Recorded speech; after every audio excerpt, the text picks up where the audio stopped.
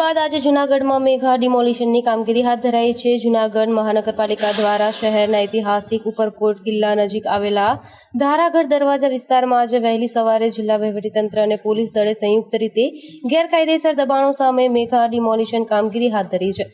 જૂનાગઢ મહાનગરપાલિકા દ્વારા કડક સુરક્ષા વ્યવસ્થા વચ્ચે 60 જેટલા ગેરકાયદેસર મકાનો તોડી પાડી આશરે 16,000 ચોરસ મીટર જેટલી સરકારી જમીન દબાણ મુક્ત કરવામાં આવી છે। આ જમીનની બજાર કિંમત અંદાજે 50 કરોડ રૂપિયા જેટલી હોવાનું વહીવટીતંત્રનું કહેવું છે।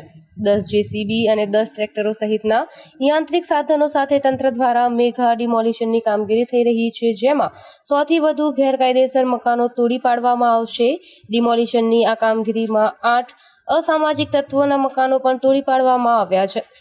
જૂનાગઢ શહેરમાં આવેલા ધારાગઢ વિસ્તાર કે જે ઉપરકોટની બાજુનો વિસ્તાર છે, ત્યાં લગભગ 14,000 ચોરસ મીટર જેટલી જગ્યામાં જે અનઅધિકૃત મકાનો હતા એને દૂર કરવાની પ્રક્રિયા આજ સવારથી શરૂ કરવામાં આવી છે।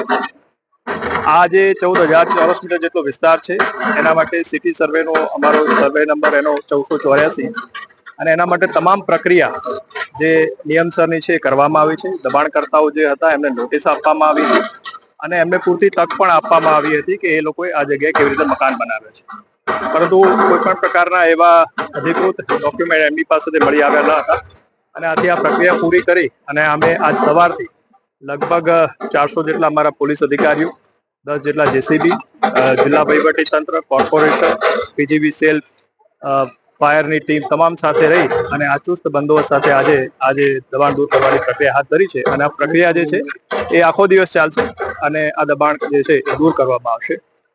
આ દબાણ જે દૂર થયા છે એમાં અમુક અનઅધિકૃત વ્યક્તિઓ ના પણ દબાણો દૂર થયા છે, જેમાં એનડીપીએસ છે, બુટલેગર છે, એવા પ્રકારના લોકો હતા।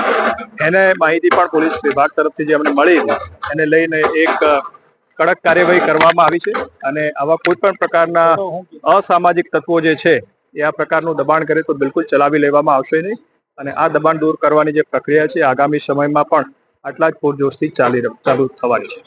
Bureau report Rameshbhai Rathod, Junagadh.